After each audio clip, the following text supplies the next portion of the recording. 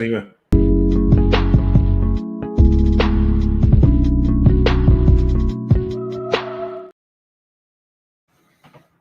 Hi there and welcome to an extra Houston Live, and this one will be on till about 9 o'clock, and we've got Basil in, which is a bit bonkers because I've just done a Basil story live about 5 minutes ago and it seemed to went all wild, so I wish I'd known he was available. We could have got him on for that. Anyway, we'll get Basil on the show. How are you doing, Basil? Hello, mate. I'm all right. How are you? Bang average as usual, bang average, but we're heading north, so it's all good news. So you phoned me just after I'd finished my live, and you were telling me you'd been watching Lucy Connolly's podcast since being released from jail. And you were telling me all about it. And I thought, well, bugger it, let's talk about it live on a YouTube, and you can tell the world what you saw. Yeah, so obviously, let's just do a bit of a recap for anyone who missed it. Lucy Connolly, obviously, is the mother of, I think she's a 12-year-old child she has, and obviously a wife as well of nearly 18 years.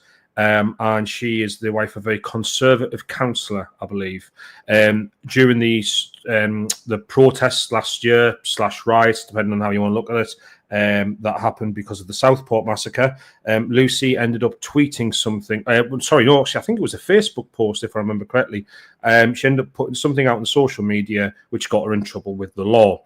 The thing that she posted out was many posts she made, but the one in particular that caused issue, the sentence in particular that caused issue, was she posted, "Burn the hotels down for all I care." Now, obviously, this was interpreted as incitement to violence, and subsequently she was arrested. Now, Lucy, there was a lot of outrage across the country with the fact that she was arrested in the first place, saying that this is an impingement on free speech. There's been even more outrage since then when people have seen how these prisoners who were arrested for speech violations, as we'll call them, I guess, were arrested. There's been even more outrage when they've discovered how she's been treated while she's been in custody and in prison and all the rest of it. And finally, there's been even more outrage when we saw what happened with Ricky Jones just last week when he got found not guilty despite saying we should cut their throats, referring to protesters.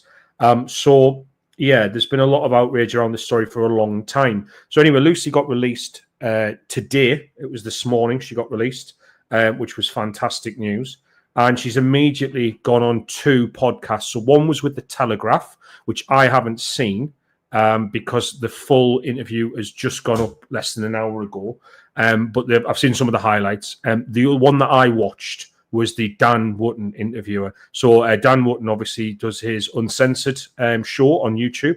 And he did a full live with her. Yeah, and it was very, very interesting. So some of the things she brought up, which struck me at first, was she was very calm and considered, right? I've got to be honest, I was wondering, would Lucy, because you've got to remember, she hasn't served her full sentence yet, right? Now, she's actually out on, I don't know what the technical term, out on license, right? So I imagine there is some stipulations in that. She can't talk to certain people, can't talk about certain people. I don't know, but I'm assuming she's got good legal representation now, thanks to all of the outcry.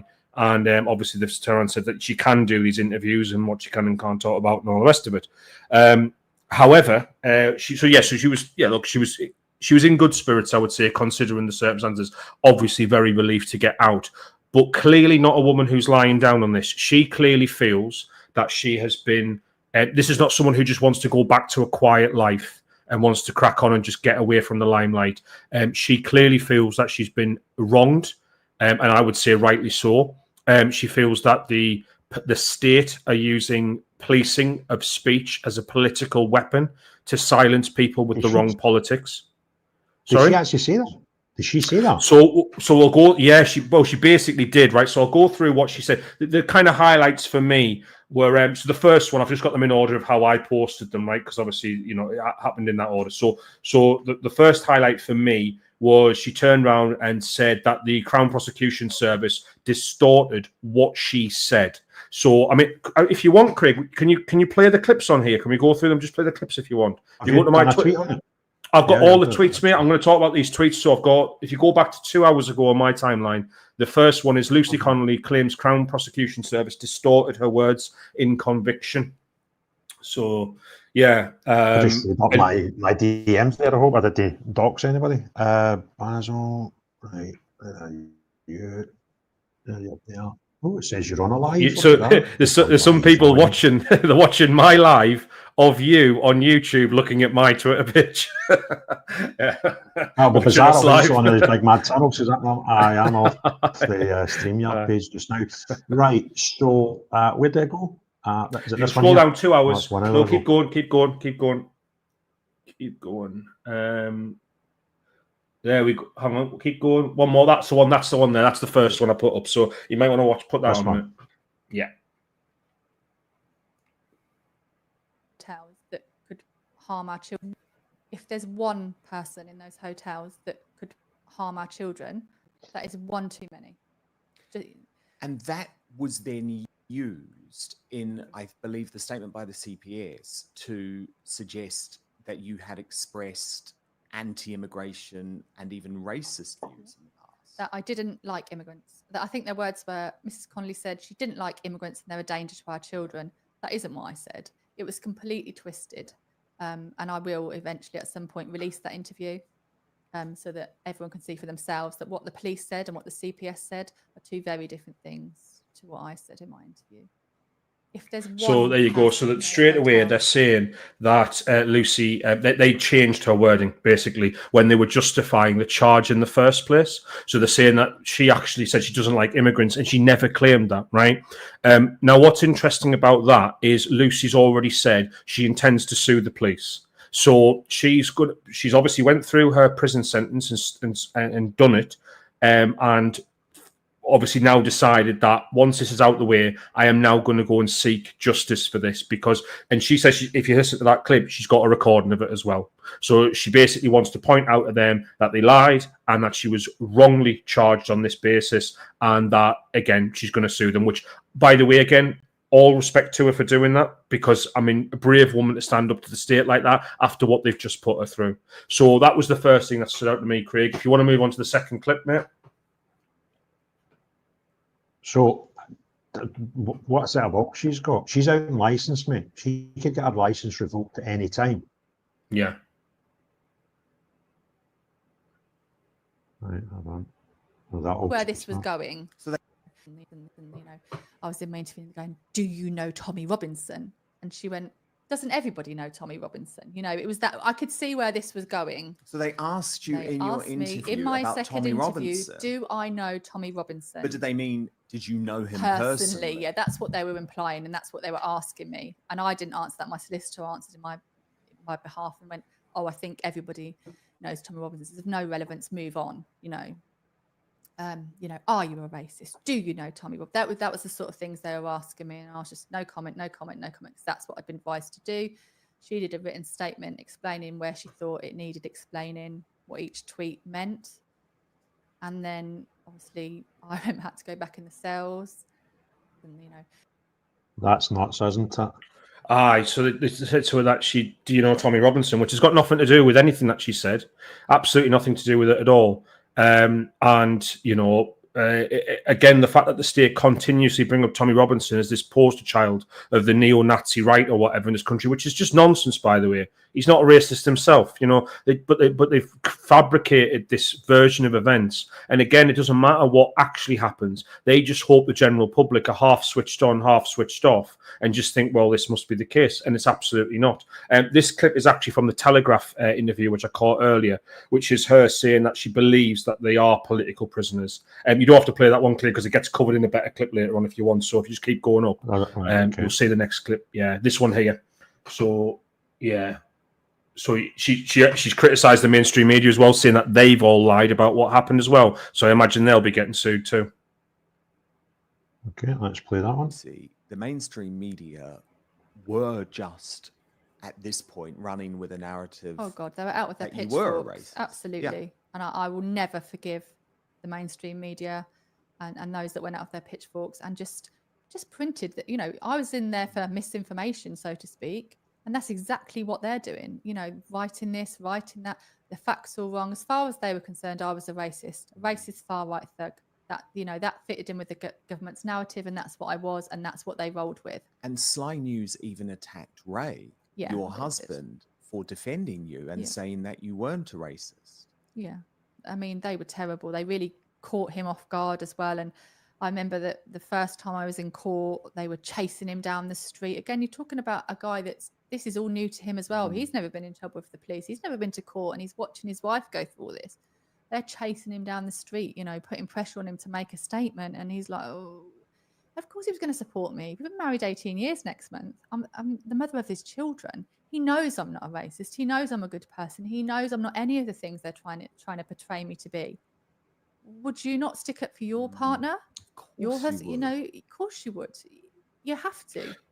So Sly News there is what Dan calls, it's obviously referring to Sky News. They did chase him down the street, her husband. What she was talking about, though, was the fact that immediately they jumped on the bandwagon of the idea that she was part of this far-right cabal, which was just not true at all. I mean, in the interview, she's asked a lot about immigrants and what she thinks of them and stuff like that. And she said, listen, I have actually no... Very similar to what you've said in the past, Craig, where it's like, you know, legal, well-documented immigrants. I've got no problem with them coming to this country. The point is, when it's undocumented, they're in hotels, we don't know who they are, and they're near to kids. That's the problem that they have. So again, she comes across as very, very, like, I'll be honest with you, quite a centrist Tory type of person. She doesn't come across as extreme in any way, shape, or form. And sure enough, they've just slandered her completely. So that's why she's pissed off about that. Yeah, if you want to go for this one as well, mate.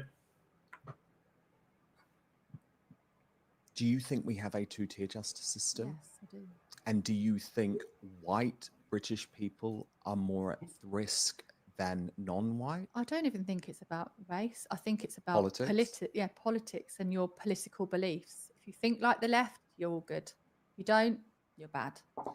Do you think we have a two-tier justice And I think system? you would agree with that, Craig, that there does seem... I mean, not obviously you can't speak about your... I think under the current criminal case against me, I'll probably know answer that one just right now. But let's be honest, right? I can answer it, and I'll turn around and say from the people I know who've been prosecuted or persecuted by the police, however you want to put it, I genuinely think that's true. And I think she makes a fair point on that, which is to say that right now, the country is in a position where the politicians will use the police to their advantage to enact their will to shut people up. I mean, you've got to remember, Ricky Jones literally got up on a stage in front of loads of people, well, on a box or whatever it was, in front of loads of people and said, cut their throats, right? And did like a slitting throat expression, right?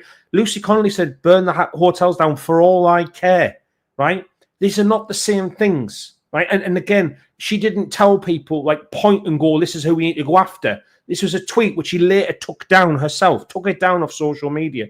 So to me, and Ricky Jones was talking to a crowd which she could whip up into a frenzy. So it's obvious that there's a two-tier system there. It's obvious to me anyway that we live in a country where essentially, because people don't know the law very well and don't know what their legal rights are and all the rest of it, and they use that to their advantage to make sure that we are the victims. If you keep going, Craig, you'll see there's more clips about this which get even worse. I think actually it might be the last one. I've not done this one. People are scared. Is that worth a watch? Yeah. So yeah, go and show that one. Yeah. Oh, we'll see.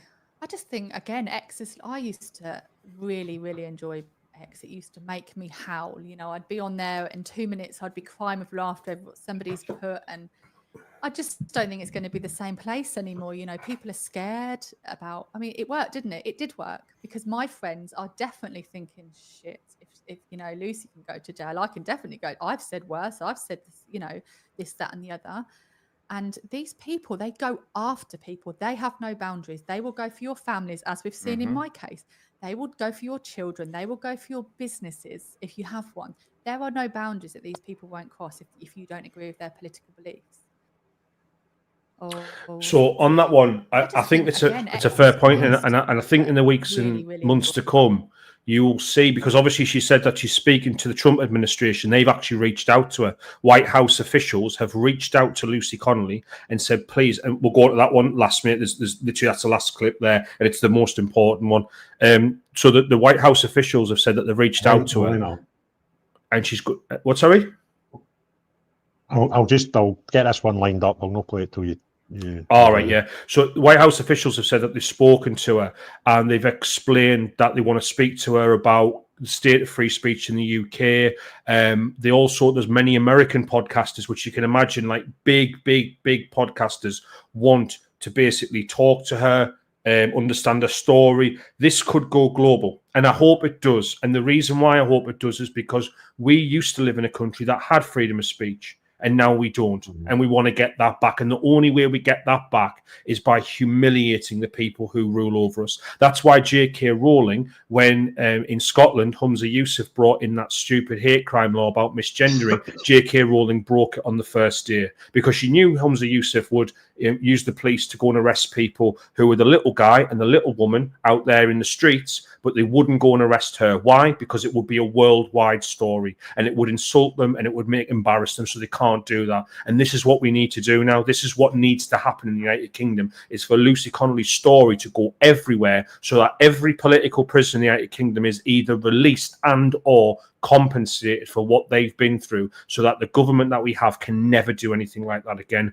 The final clip, which is this one, it goes on for 3 minutes, right? So if you want to stop it and talk halfway through or whatever, Craig, that's fine. But just to set it up, what Lucy's talking about here is the biggest question, I think, of all, which is, why did she plead guilty? So many people have been asking, why were they all pleading guilty? Ricky Jones didn't. He got great advice, legal advice, right? But why did they all plead guilty? And she explains it here. And if you listen to what she says, you'll hear, it just sounds like this was a complete political stitch-up.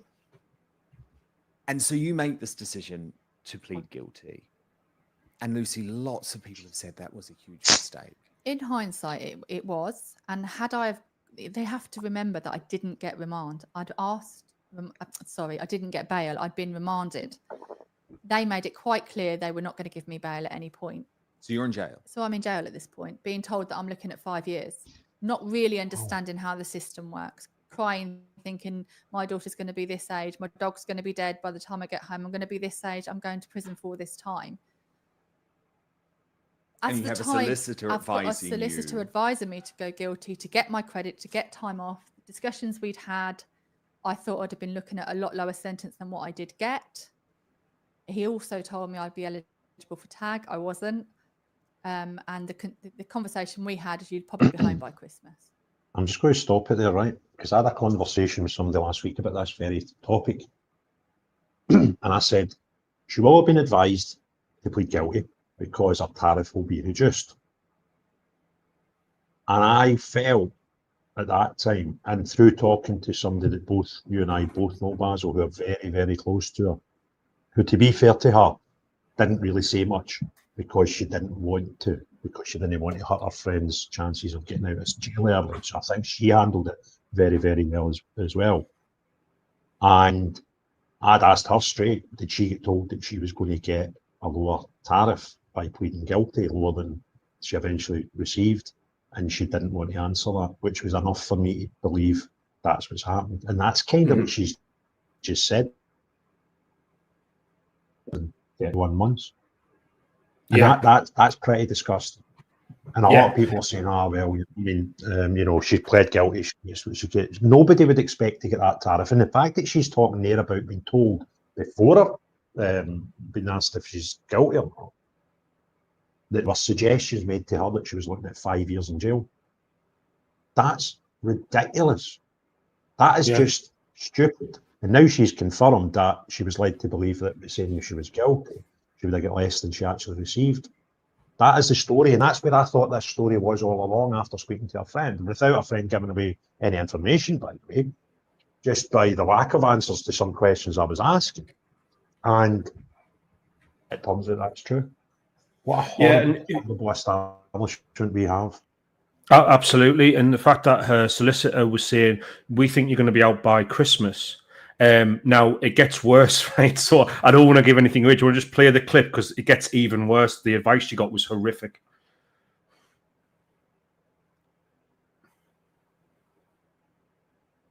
Go guilty now. You'll be home by Christmas. So in my mind, it got to the point where all I cared about was what is the quickest way home to my daughter and my family.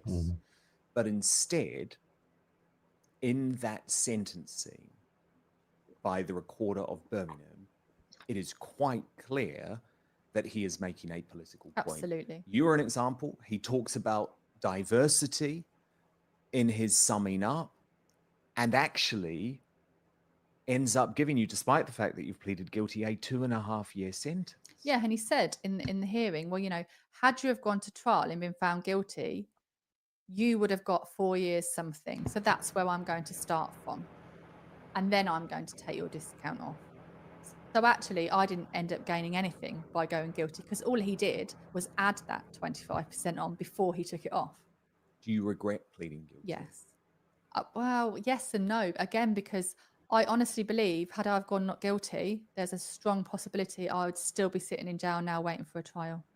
Once they've remanded you, they're in no rush to put you through the system. Why would Whereas they? They wanted me in prison. to rush you through the system, didn't they? Because I mean, all of these hearings were being televised, and they wanted to show to other people, don't post because you could be like Lucy Connolly. It was all by design. All by design. You know, they intentionally reminded people, because it's very difficult then, isn't it, to get the best legal advice. And I know Ray was seeking alternative legal advice on the outside, and he was saying to me, please don't go guilty. If I could get you to sit around the table with these lawyers, you'd understand why. But that's the problem, isn't it? I couldn't go around and sit at the table with these lawyers, and they couldn't say, like, this is why it's not incitement. This is why you shouldn't go guilty. This is why it's this. Stand strong will get you out. But I don't know whether they would have done. I think my card was marked. I truly, truly believe it doesn't matter who I had representing me, what I pled, they were going to have. You were Starmer's pin-up girl. Yeah. And he had made it clear that he expected the judiciary, I don't call it a justice system, by the way, I call it a judiciary. He had made it clear that you needed a lengthy sentence. So at that... And that's true, by the way. Horrible, isn't it? Oh, mate, that's just disgusting. Is that you? Is that the last? That's all. Yeah. That's the worst one. Just before you come on to that, Craig, the Starmer did say that at the time, by the way, saying that she needed to be made an example of to the judiciary, right? And the point he was trying to make was he wanted his judges, and I call them his judges because they didn't break code that step with that. They all lockstep did what Keir Starmer asked for, which was to make an example of these people, right? So did you hear that they put a tariff? They put the max tariff on, right? Didn't take off the time, added it on before taking it off. So the sentence itself was guaranteed to be a shocker.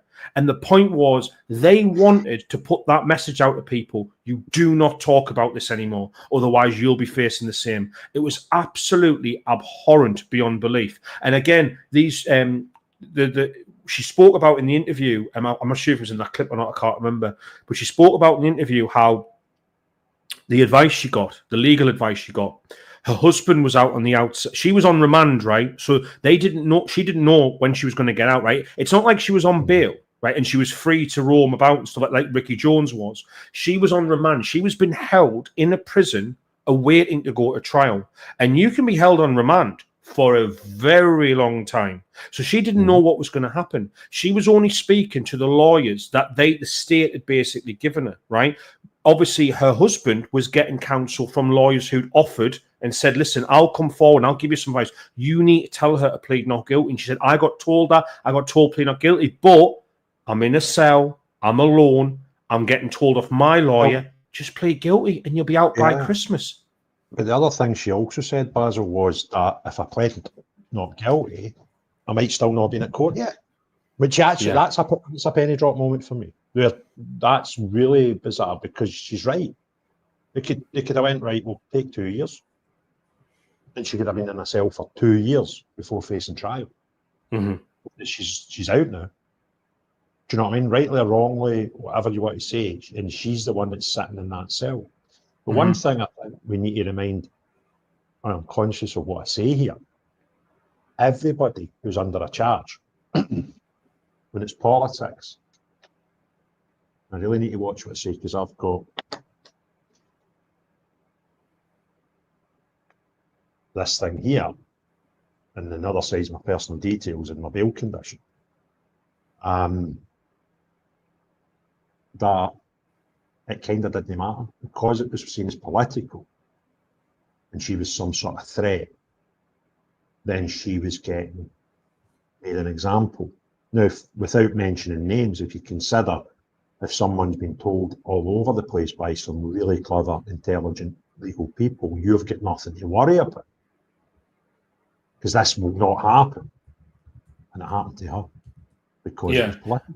I've just noticed there's a comment there from Griff saying, if she pled not guilty, wouldn't she have been billed? Now, I'm not an expert, Griff, but as I understand it, the answer to that is not necessarily. There are a lot of people who do plead not guilty to charges and still get held on remand as some sort of danger to the public. And usually we would go, well, it was only for a tweet, right? So it wouldn't be that case. But I think they were staying on remand regardless. That's the insinuation I got from Lucy in the interview, was that it didn't matter what she did. She was going to stay in there for as long as they possibly could make her, abusing the system to make it sound like she was some sort of horrendous person accused of the worst crimes, when the truth is she made a social media post. Mm-hmm. I'm just going to go to two things that I've put to the side here that I've picked out. I'm not able to go through all the comments, guys, so if I've missed any good ones, I do apologise. The first one's a bit off topic, big protest in Perth tomorrow. Nori, do me a favour, there's loads of people asking me where and when this big protest is in Perth tomorrow, and I'd love to tell them, so if you can stick in the comments below if you have any more details.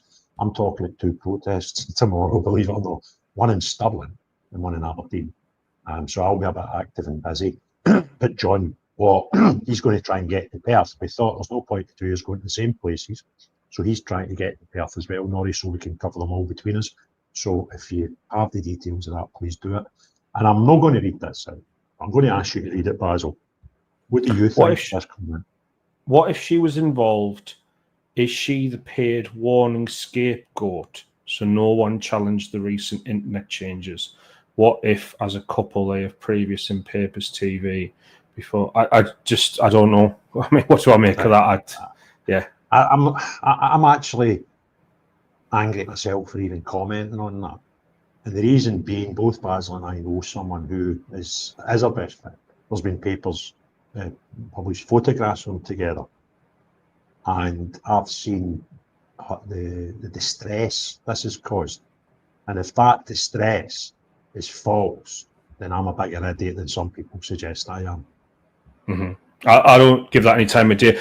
Listen, Lucy Connolly to me seems legit as they come, and I think she is someone who has suffered because of state persecution. I believe we live in a world right now where we have so many laws and overlapping laws, and that is a major problem, that we are run by a lawyer system where basically those who essentially, have got good lawyers, can afford good lawyers and all the rest, benefit from it, and those who can't, the poor people, often the innocent people, pay the price. And she was scared crapless into pleading guilty to something she didn't do. So, is that a relative of yours that's just made a comment that I've put on? No idea. I imagine there's lots of people with mouse avatars. It doesn't mean we're all related. By the way, sorry, and Norrie, thanks very much for that, mate. I appreciate that. He's come back and told us it's at the Queen's Hotel, 11 AM, meeting up at the Pavilion at South Inch. So once this is done, I'll go onto Twitter, I'll go onto John, if he's no sneaking about actually watching this, because he told me he was too busy for a life tonight, right? If he was caught in the speak in the comments. So thanks for that. Sorry, Basil, what were you saying there? I just noticed there was a guy who asked, did we vote Brexit? Yes, we both did. Thank you. That's relevant to Lucy Connolly update, but any excuse to say I voted Brexit. Do you know what's funny about the Brexit referendum? Both parties that voted, it didn't matter how they voted in Brexit, none of them got what they wanted. How ironic, That's true. Yeah, absolutely. We've both got the worst of both worlds. Mark T put, they don't care. Hello, Mark. They don't care if compensation is paid. It will come from taxpayers. There needs to be consequences for the people who have fabricated the evidence. Absolutely, Mark. Listen, I absolutely agree with you. I do believe they need compensation, but also I believe that with that comes the fact that these people should be held up for abusing the law. I absolutely agree with that, Mark, and I think you make a very, very valid point. There's a few people saying it's a total fit up. There was that FSU member who pled not guilty and went 3. You're absolutely right, Krista. People, if you're not a member of the Free Speech Union, please join. I don't work for the Free Speech Union. I just believe in what they do. I think they're great. So, yeah, join I am a member of the Free Speech Union, and I think anybody that does what I do and anybody that does what Basil does, the two is do a lot of different things. Basil very, very prominent on X, a massive account. I'm more prominent on YouTube with a medium-sized account.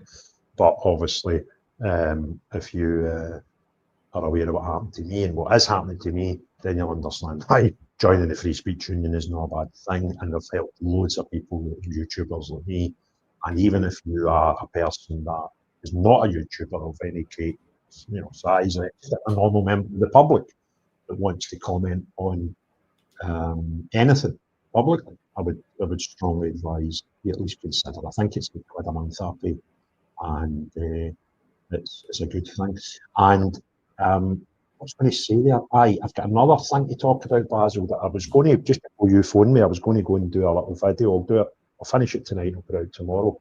I've been contacted by a member of the public who asked if I would help his stepfather because he's had a chap at the door and spent a bit of time backwards and forwards through electronic messages with him, and had a phone call with him as well.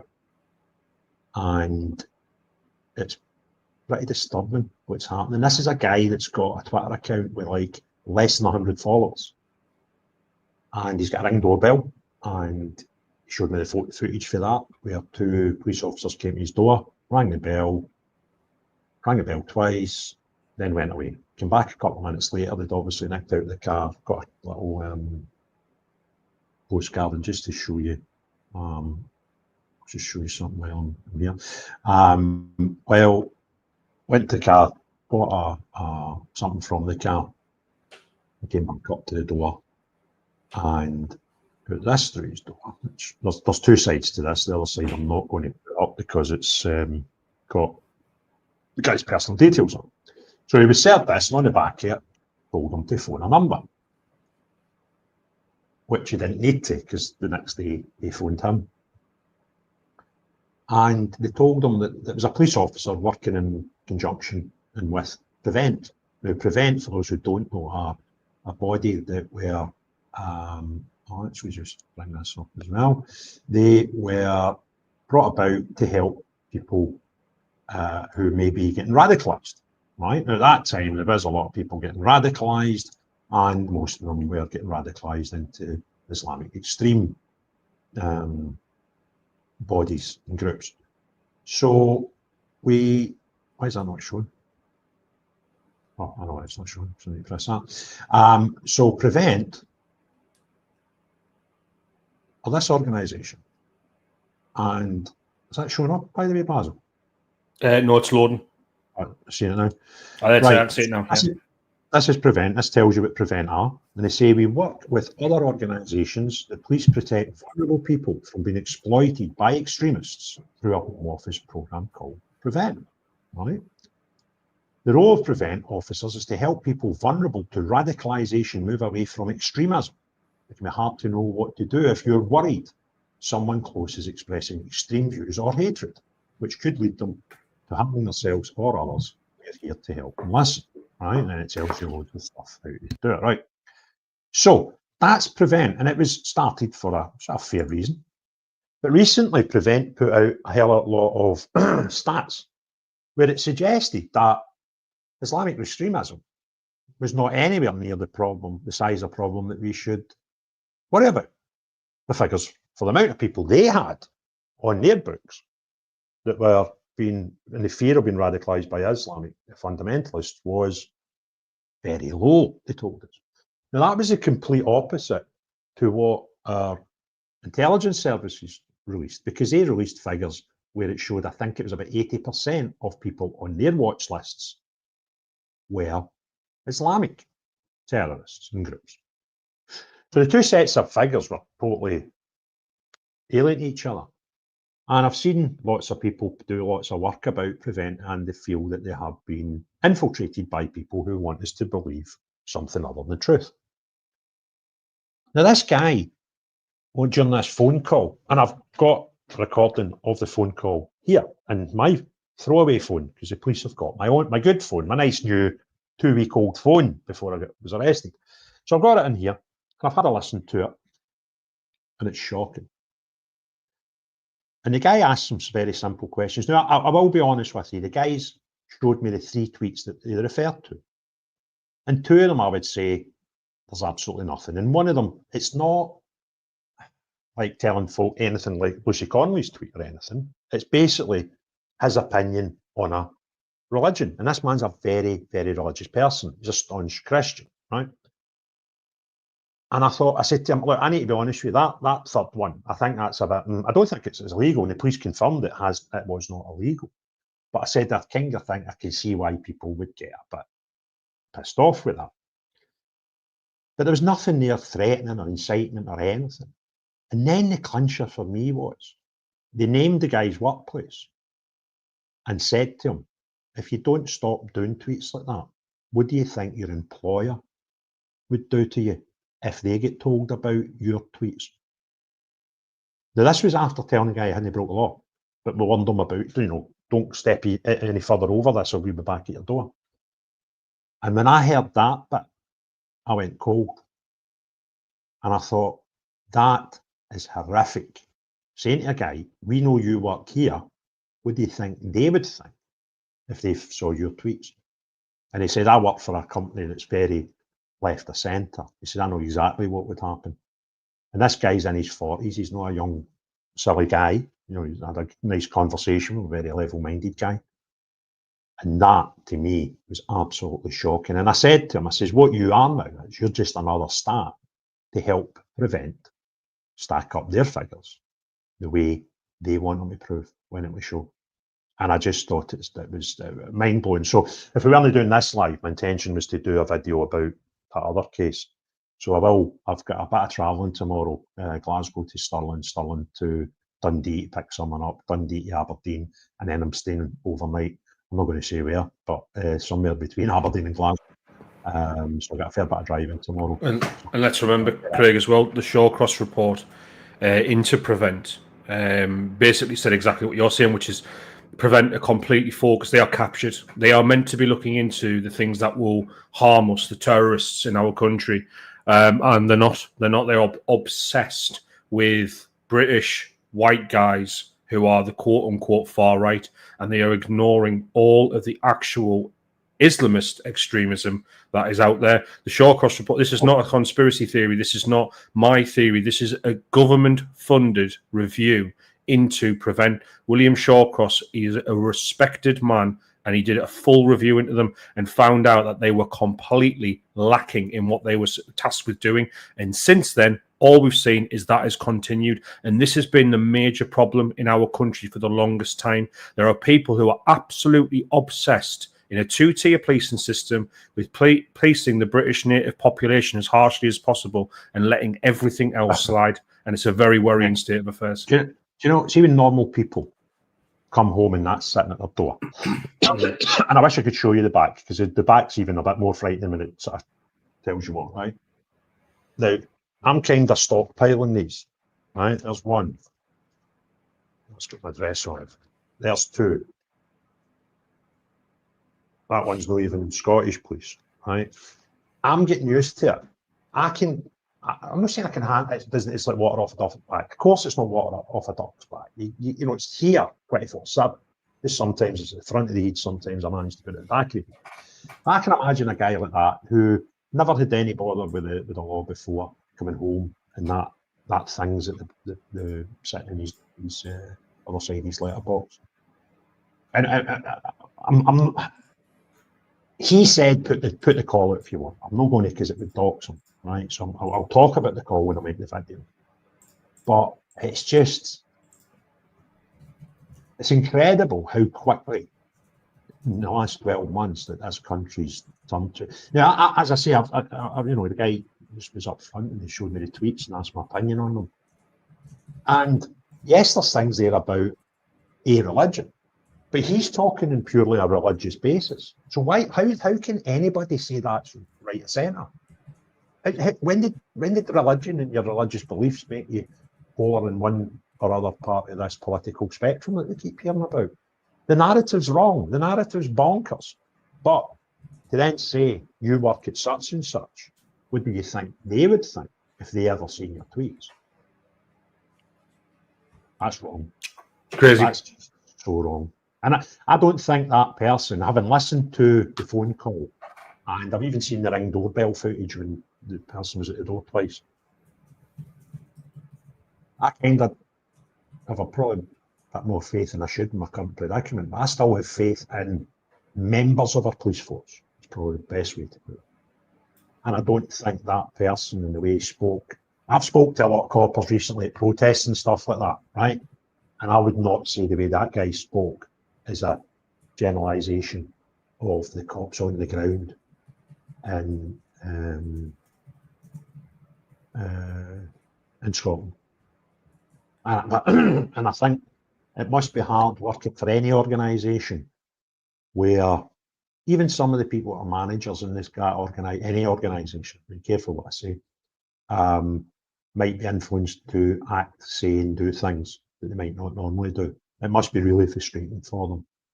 That guy, I don't think he found it frustrating at all. He seemed to be well suited to the role he's got, but I don't think he's a fair example of the people, the members of our police force. I think that's what I'll say. Well said, Craig. Well said.